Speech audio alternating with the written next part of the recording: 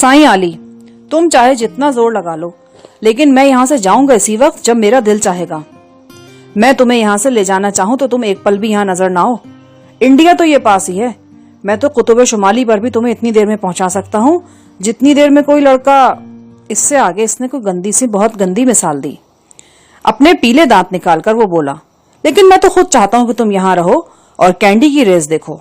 तुम्हारा दिमाग इस तरफ से फारिग हो जाए तो फिर हम हैदराबाद चलेंगे, नवाब फिरोज जंग की हवेली में, और देखेंगे कि पर्दे के पीछे क्या है। जिस वक्त मैं साईं आली से बातें कर रहा था, एक चमचम करती लंबी सी गाड़ी मैदान के सामने रुकी। ड्राइविंग सीट पर एक बावर्दी ड्राइवर था। अकबी नशिस्त पर मुज्तबा कंवर और इसकी महबूबा दिलनवाज नाहिद को देखकर मैं दंग रह गया। वो बड़ी शान के साथ गाड़ी से उतरे। दुबली पतली दराज कद नाहिद गुलाबी साड़ी में मुलव्वस थी। कानों में हीरे के आवेज़े जगमगा रहे थे। मुज्तबा कंवर भी सूटेड बूटेड था। इन्हें देखते ही मेरे जहन ने नारा लगाया कि मुज्तबा नाहिद से शादी कर चुका है। अगले 20-30 सेकंड में इस ख्याल की मुकम्मल तस्दीक हो गई। मुज्तबा कंवर मेरी हैरत से लुत्फानंदोज होते हुए बोला, इनसे मिलो, ये हैं मिसेस मुज्तबा कंवर। ये कैंडी की क्रॉस कंट्री रेस देखने के लिए खुसूसी तौर पर पाकिस्तान से आई हैं। नाहिद ने मुस्कुराकर सलाम किया। मैंने खोए खोए लहजे में जवाब दिया। दिल में अजीब उदासी सी भर गई थी। हुक्मरान अवाम की जानो इज्जत के मुहाफिज होते हैं, लेकिन जब इन्हीं में से कुछ लोग लुटेरे बन जाएं तो फिर अमान कहाँ मिल सकती है। मुज्तबा कंवर ने अपने मातहत के घर में नकब लगाई थी। इसकी खूबरू बीवी पर आंख रखी थी और धीरे धीरे इसे अपने करीब कर लिया था।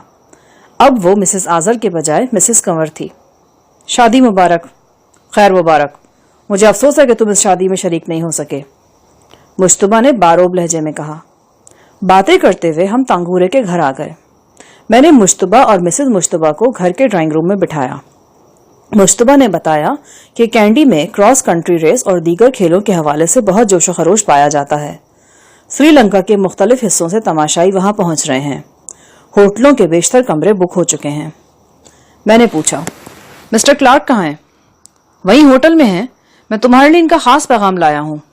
जी फरमाइए। मिस्टर क्लार्क का कहना है कि कंट्री क्रॉस रेस में यूरोप का माहिर तरीन कोच इन दिनों इस्तांबुल आया हुआ है।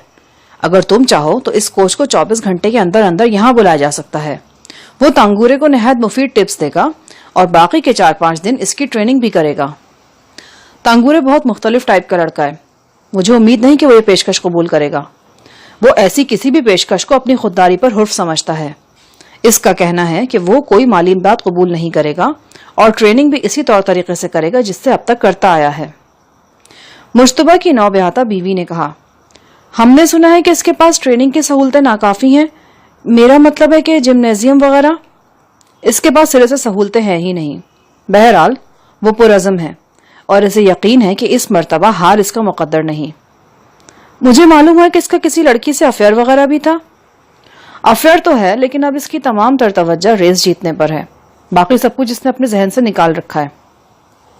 यार इस बंदे का दीदार तो कराओ, बड़ा तजस्सुस हो रहा है इसके बारे में, मुज्तबा ने कहा। फिलहाल तो वो घर में नहीं है। अगर आप बैठकर इंतजार कर सकते हैं तो ठीक है। मेरा ख्याल है कि वो 9-10 बजे से पहले वापस नहीं आएगा। नाहिद बोली, इतने तवील इंतजार की पोजीशन में तो हम नहीं हैं। वापस कैंडी भी पहुंचना है। बहरहाल तांगूरे की जीत का शिद्दत से इंतजार रहेगा, और मुझे भी, मुज्तबा ने कहा।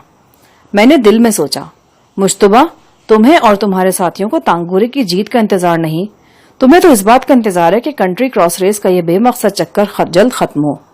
ये चक्कर खत्म होने के बाद मेरा दिमाग ठिकाने पर आए और मैं तुम्हारे साथ हैदराबाद जाने पर रजामंदी जाहिर कर दूं।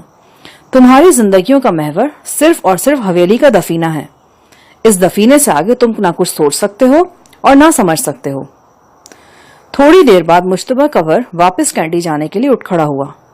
मुझे एक तरफ ले जाकर वो कहने लगा, एक बार तांगूरे से फिर पूछ कर देख लो। इसे जिस किस्म का ताउन दरकार हो हम करने के लिए तैयार हैं। मैं इससे पूछे बगैर भी आपको बता सकता हूं, वो नहीं मानेगा। रेस से 3 दिन पहले सब एथलीट्स को कैंडी चले जाना था। इस रात तांगूरे की बैठक में तांगूरे के हिमायती हजरात का जबरदस्त इज्तिमा हुआ। अजबे के मुअम्मर अफराद ने तांगूरे को दुआएं दी। इसके बाजुओं पर इमाम जामिन किस्म की कोई शय बांधी गई। तांगूरे के दोस्त इसके हक में नारे लगाने लगे। دوستوں اور بہی خواہوں میں گھرا ہوا تانگورے بڑا پرعزم لگ رہا تھا. میرے دل کی گہرائی سے بھی یہ دعا نکلی کہ تانگورے اس دفعہ کامیاب ہو جائے. وہ انجہانی سب انسپکٹر دامودر کی امیدوں کا تارا تھا. اس کی امیدوں کا مرکز اور زندگی کا سہارا تھا. دامودر کی ایک ہی خواہش تھی, اس کا چہیتا بھائی کامیابی کے زینے طے کرے. آج وہ اس دنیا میں نہیں تھا, لیکن اس کی آتما یقیناً یہیں کہیں بھٹک رہی تھی.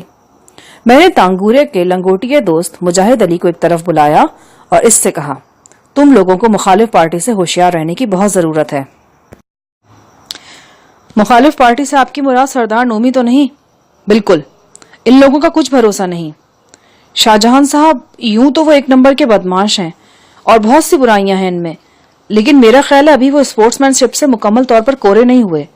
سردار فیملی کی یہ کوشش ہوگی کہ تانگورے کو میدان میں ہی شکست دیں. تمہاری بات درست ہے, لیکن کسی بھی امکان کو نظر انداز نہیں کرنا چاہیے. ممکن ہے کہ نومی اور اس کے دوستوں میں اسپورٹس مین شپ ہو, لیکن انیلا کا بھائی سرجیت, اس میں تو نام کی بھی کوئی شے نہیں ہے. وہ تانگورے کا جانی دشمن ہے. ایک بار اس کی ٹانگ توڑ چکا ہے, دوسری بار بھی کچھ کر سکتا ہے. میں آپ کی بات ذہن میں رکھوں گا. ویسے ہم لوگ ہر وقت تانگورے کے ساتھ ہی رہتے ہیں, کسی اجنبی کو اس کے قریب نہیں آنے دیتے. ریس کا دن بہت اجلا اور نکھرا نکھرا تھا. یہ دن ایک لحاظ سے ان کھیلوں کا کلائمیکس بھی تھا جو پچھلے 10-12 دن سے کینڈی میں جاری تھے. ایک وسیع اسٹیڈیم نما میدان تماشائیوں سے کھچا کھچ بھرا ہوا تھا. ایتھلیٹس کے مختلف مقابلے ہو رہے تھے. اسی دوران میں 12 بجے کے قریب کراس کنٹری ریس بھی شروع ہو گئی.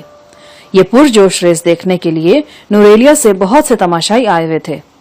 یہ تماشائی واضح طور پر 2 حصوں میں بٹے ہوئے تھے. طبقہ عمرہ کے تماشائی سردار نومی کے حمایتی تھے.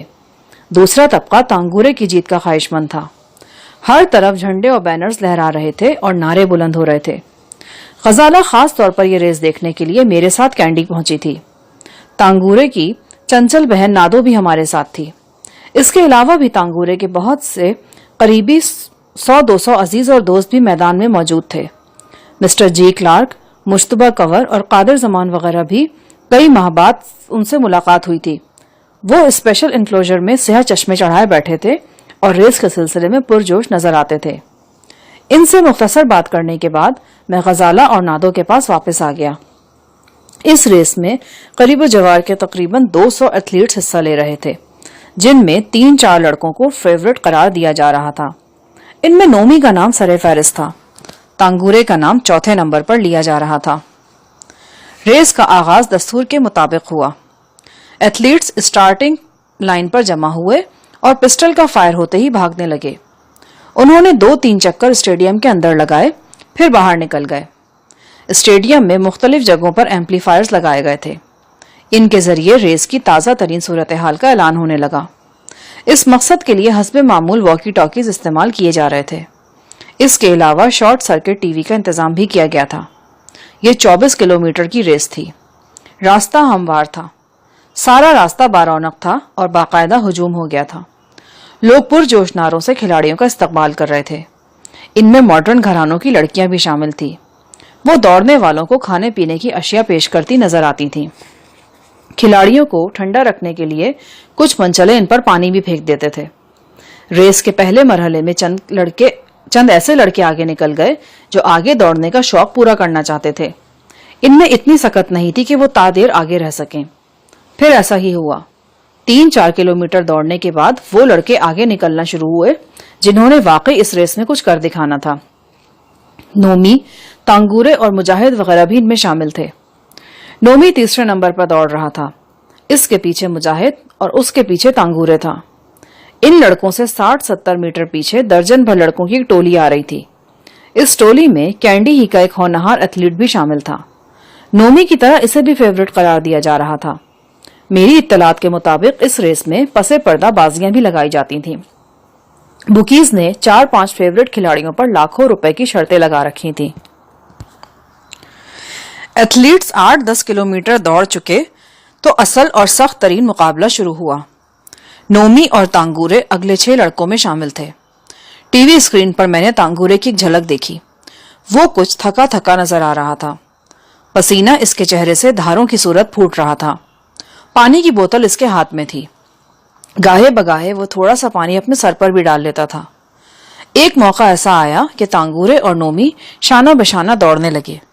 نومی کے پہلو میں دوڑتے ہوئے تانگورے کے چہرے پر ایک غیر معمولی چمک نمودار ہو گئی. اس کے جسم میں جیسے کوئی اضافی قوت داخل ہو رہی تھی. شاید یہ قوت اس رقیبانہ جذبے کی دین تھی جو ان دونوں میں برسوں سے پروان چڑھ رہا تھا. نومی امیر کبیر تھا. وہ ایک بار رسوخ سردار کا بیٹا تھا اور صرف اثر و رسوخ میں ہی نہیں، طاقت میں بھی اس نے اب تک خود کو تانگورے سے بہتر ثابت کیا تھا. وہ اب تک ہر میدان کا فاتح رہا تھا اور اس فتح مندی ہی کا اعجاز تھا کہ اب انیلا بھی اس کی دسترس میں تھی.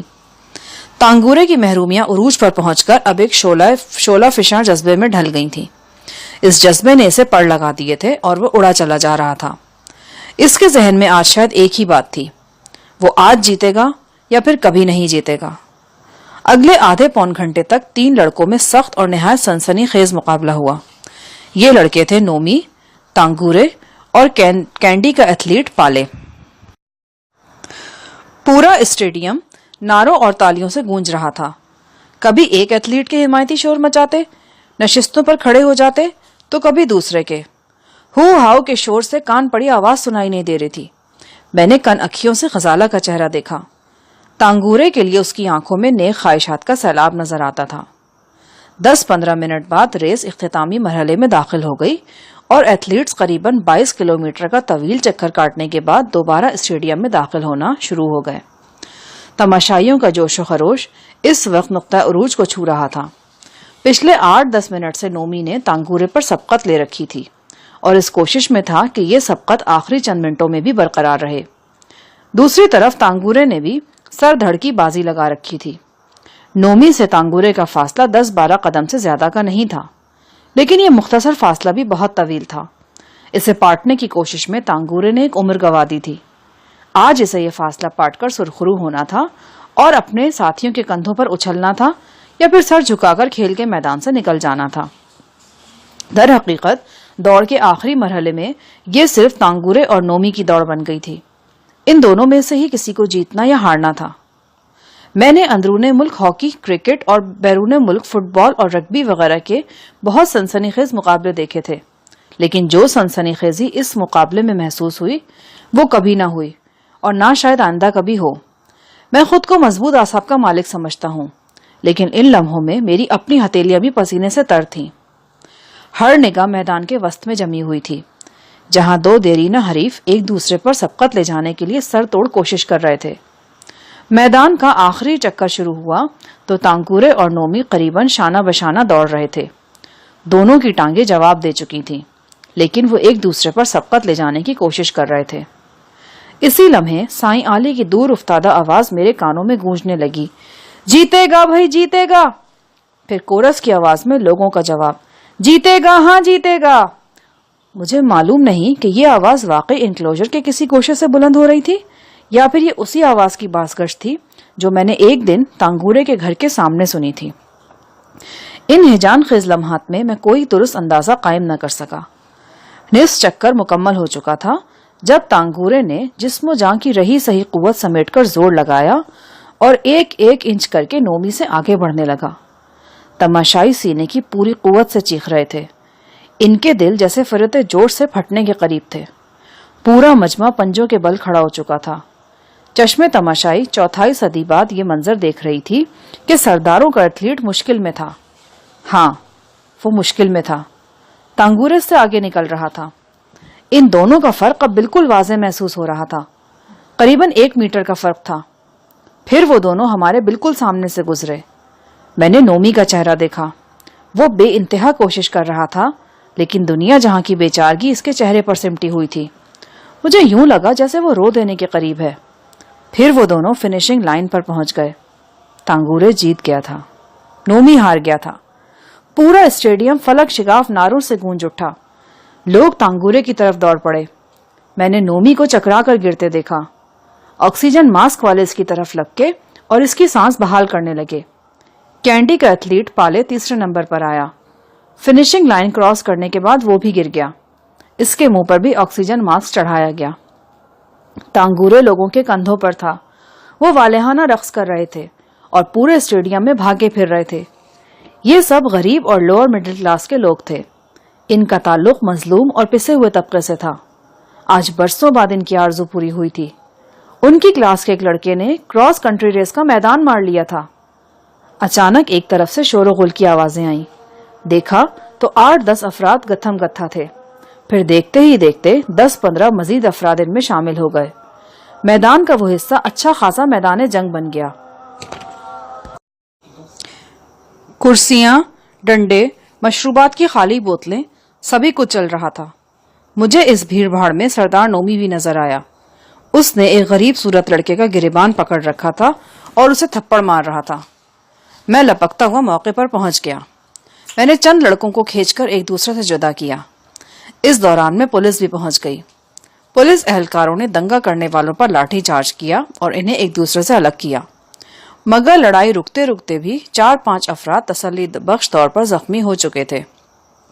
3 افراد کے سر پھٹ گئے تھے، ایک کا ہاتھ ٹوٹ گیا تھا اور ایک نیم بے ہوش ہو گیا تھا.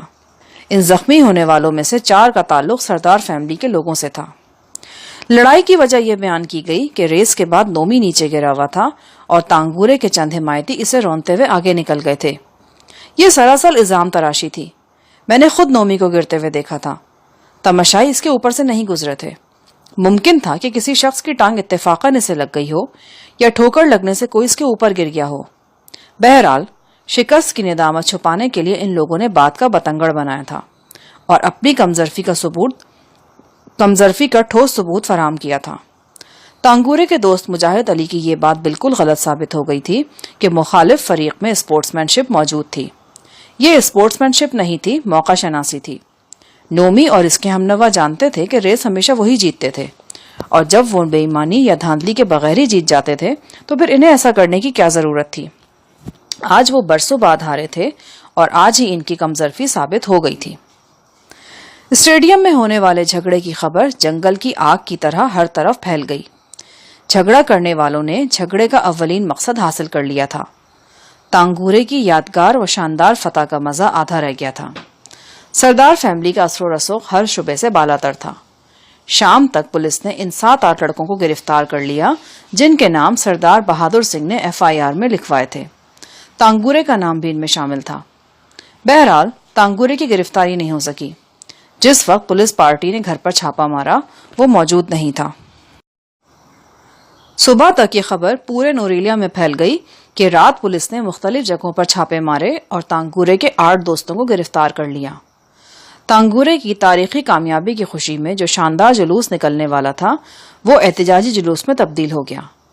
لوگوں نے سردار فیملی، پولیس اور انتظامیہ کے خلاف زبردست مظاہرہ کیا. سڑکوں پر ٹائر جلائے گئے اور پوش علاقے میں کئی دکانوں اور ریسٹورنٹس کے شیشے توڑ دیے گئے. پولیس نے سخت لاٹھی چارج کر کے مظاہرین کو منتشر کر دیا. میں نے قصبے میں کئی جگہ بڑے بڑے بینر لہراتے دیکھے. ان بینرز کے ذریعے کراس کنٹری ریس کے فاتح تانگورے کو اس کی شاندار کامیابی پر مبارکباد پیش کی گئی تھی. مسٹر جی کلارک ریس دیکھنے کے فوراً بعد پاکستان واپس روانہ ہو گئے تھے. وہ تانگورے کو اس کی جیت پر نقد انعام پیش کرنا چاہتے تھے، لیکن ریس چونکہ ختم ہوتے ہی ہنگامہ آرائی شروع ہو گئی تھی، لہٰذا انہوں نے وہ نقد رقم میرے حوالے کر دی. یہ $10,000 کی خطیر رقم تھی. آغا قادر زمان، مشتبہ کنور اور اس کی نوبہاتہ بیگم بھی مسٹر کلارک کے ساتھ ہی پاکستان واپس جا چکے تھے. انہیں کچھ معلوم نہیں تھا کہ ان کے جانے کے بعد یہاں نوریلیا میں کیا پکڑ دھکڑ شروع ہو گئی ہے. شام کے اخبارات نے ایک سنسنی خیز اطلاع دی. کل جن 8 لڑکوں کی ہنگامہ آرائی اور بلوے کے الزام میں گرفتار کیا گیا تھا، ان میں سے 2 کے قبضے سے ناجائز اسلحہ برآمد ہوا اور انہوں نے یہ اعتراف بھی کیا کہ وہ تامل ٹائیگرز کی ایک ذیلی تنظیم سے تعلق رکھتے ہیں اور دہشت گردی کی کارروائیوں میں ملوث رہے ہیں. مبینہ طور پر اس اعتراف کے بعد گرفتار شدہ لڑکوں میں سے کسی کی ضمانت نہیں ہو سکی تھی اور پولیس تانگورے وغیرہ کو پوری تندہی سے تلاش کرنے لگی تھی. یہ سراسر الزام تراشی تھی کہ تانگورے کے ساتھیوں کا تعلق تامل ٹائیگر سے ہے. میں ذاتی طور پر ان سب لڑکوں کو جاننے لگا تھا. وہ سیدھے سادے، کھیل کود سے دلچسپی رکھنے والے نوجوان تھے. انہیں یقیناً غلط طور پر ملوث کیا جا رہا تھا اور اس کی وجہ وہی رقابت آمیز تعصب تھا جس نے سردار فیملی اور اس طبقے کے دوسرے لوگوں کے دلوں میں جڑ پکڑ رکھی تھی. وہ اپنی شکست ہضم نہ کر سکتے تھے اور نہ ہی تانگورے کی جیت. अब वो ओछे हथकंडों का सहारा ले रहे थे। रात 2-3 दफा पुलिस तांगुरे के घर आई। उन्होंने अहले खाना से पूछगछ की, मुझसे और गजाला से भी उल्टे सीधे सवालात करते रहे। इनके पास सर्च वारंट भी था। तांगुरे की तलाश में उन्होंने पूरा घर छान मारा, लेकिन वो कहीं होता तो मिलता। इसकी तलाश में नाकाम रहने के बाद वो तांगुरे के बूढ़े वालिद राम सिन्हा को हाँक कर साथ ले गए। अहले खाना ने बहुत एहतजाज किया, लेकिन पुलिस के सामने इनकी एक न चली। मैंने तांगुरे की छोटी बहन नादो से पूछा, क्या तुम लोगों को वाकई मालूम नहीं कि तांगुरे कहाँ हैं? वो रोते हुए इंकार में सर हिलाने लगी। हम तो आपके साथ ही नूरेलिया वापस आ गए थे। मैंने और मेरी सहेलियों ने प्रोग्राम बनाया था कि पूरे घर को फूलों से सजाएंगे और तांगुरे भाई का शानदार इस्तकबाल करेंगे। भाई को शाम 5 बजे पहुंचना था, लेकिन 4 बजे ये खबर आ गई कि पुलिस ने मुजाहिद भाई समेत तांगुरे भाई के कई दोस्तों को पकड़ लिया है और बाकियों की भी तलाश हो रही है। तुम्हारा क्या ख्याल है, तांगुरे कहाँ जा सकता है? मैं कुछ नहीं कह सकती।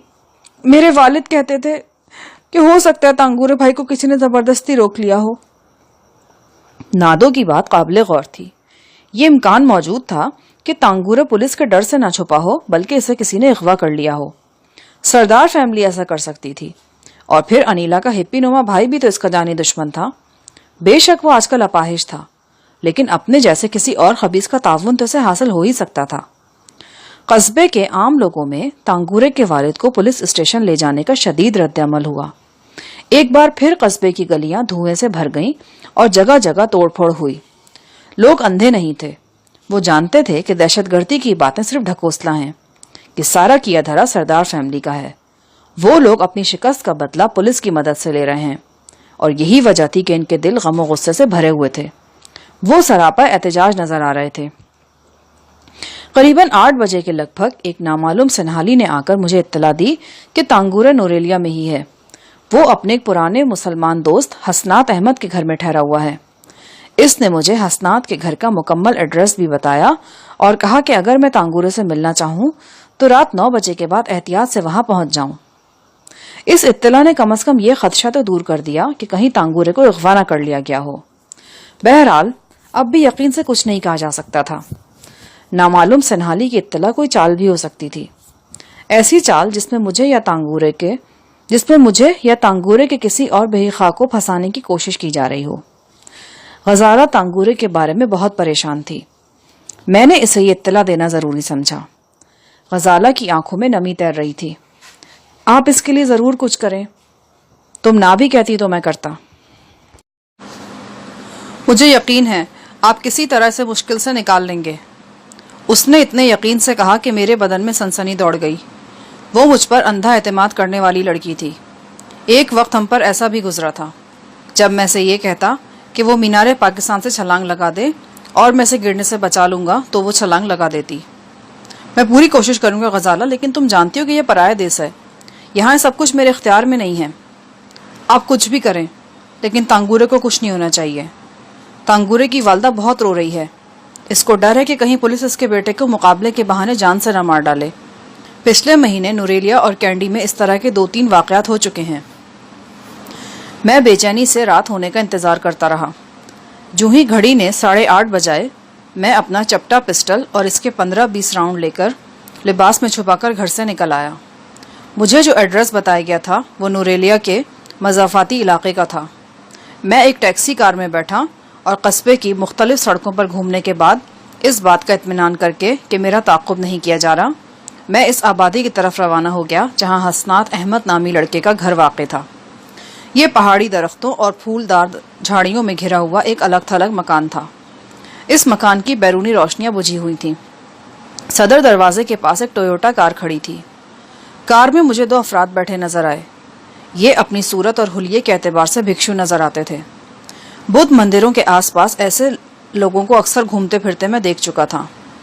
इन लोगों को मैं नजरअंदाज करता हुआ दरवाजे पर पहुंचा और कॉल बेल पर उंगली रख दी। थोड़ी देर बाद गहरी स्याह आंखों वाले एक सांवले नौजवान ने दरवाजा खोला। उसकी छोटी छोटी दाढ़ी थी और सर पर रुमाल बंधा था। आपका नाम हसनात अहमद है? मैंने अंग्रेजी में पूछा। उसने असबात में जवाब दिया, मेरा नाम शाहजहान है, मैं तांगुरे के घर से आया हूँ। नौजवान के चेहरे पर हैजियानी तासुरात उभरे। اس نے بڑے غور سے مجھے دیکھا، پھر تیزی سے دائیں بائیں جھانکا۔ مجھے خدشہ ہوا کہ کوئی مجھے تاڑ تو نہیں رہا۔ پھر اس نے میرے لیے راستہ چھوڑ دیا اور اندر آنے کو کہا۔ میں چوکنہ انداز میں اندر داخل ہوا۔ یہ مکان 8-10 مرلے میں تھا۔ سری لنکا کے روایتی انداز میں در و دیوار پھولدار بیلوں اور پودوں سے سجے ہوئے تھے۔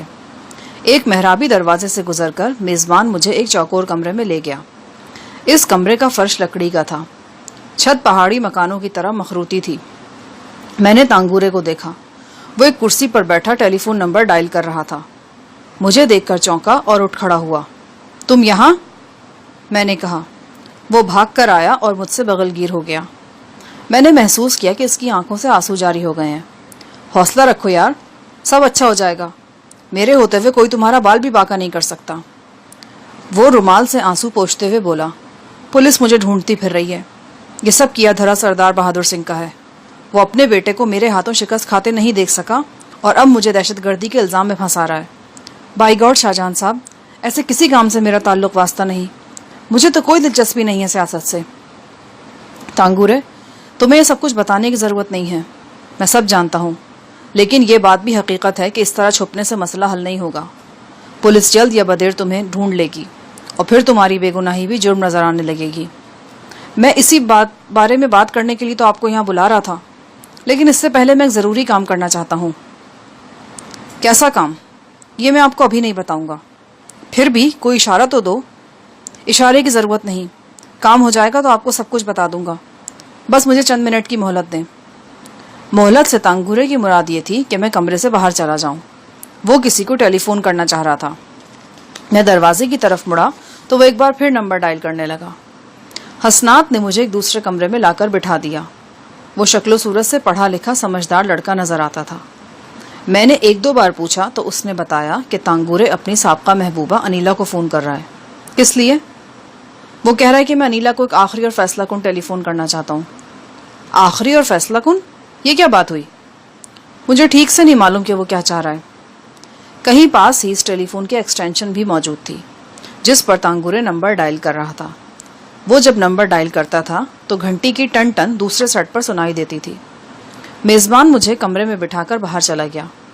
تھوڑی دیر بعد قریبی کمرے سے تانگورے کی مدھم آواز ابھرنے لگی۔ مجھے اندازہ ہوا کہ بلا آخر اس سے مطلوبہ لائن مل گئی ہے۔ میں خود کو اس کی بات سننے سے باز نہ رکھ سکا۔ میں نے ایکسٹینشن والے فون کا ریسیور اٹھایا اور ماؤتھ پیس پر ہاتھ رکھ کر سننے لگا۔ تانگورے بول رہا تھا۔ وہ انیلا سے بات کر رہا تھا۔ تم کہاں سے بول رہے ہو تانگورے؟ یہ بات چھوڑو انیلا، بس وہ سنو جو میں تم سے کہنا چاہ رہا ہوں۔ تانگورے نے بھرائی ہوئی آواز میں کہا، پلیز انیلا، میری بات بڑے دھیان سے سنو۔ یہ بات میں تم سے صرف ایک ہی دفعہ کہوں گا، پھر کبھی نہیں کہوں گا، مرتے دم تک بھی نہیں۔ یہ میرا وعدہ ہے تم سے۔ ہاں بولو، کیا کہنا چاہتے ہو؟ انیلا، میں جانتا ہوں اب تم کسی اور سے منسوب ہو چکی ہو، اور تم بھی جانتی ہو کہ میں تمہاری ان انتھک کوششوں کے باوجود تم سے بے رخی برتتا رہا ہوں۔ تمہارے ذہن میں بہت سے سوال ہوں گے اور میرے ذہن میں بھی بہت سی الجھنیں ہیں۔ یہ سب اپنی جگہ بجا، لیکن کیا یہ ہو سکتا ہے کہ تم مجھ سے کوئی سوال پوچھو اور نہ میں تم سے؟ میں بس تم سے ایک التجا کروں اور تم میری وہ التجا مان لو۔ فون لائن پر چند لمحے گمبھیر خاموشی طاری رہی، ایسی خاموشی جس میں مہیب طوفانوں کی گنگھرش تھی۔ پھر انیلا کی کھوئی کھوئی آواز فون پر ابھری، جیسے وہ کہیں دور سے بول رہی ہو۔ کہو تانگورے، کیا کہنا چاہتے ہو؟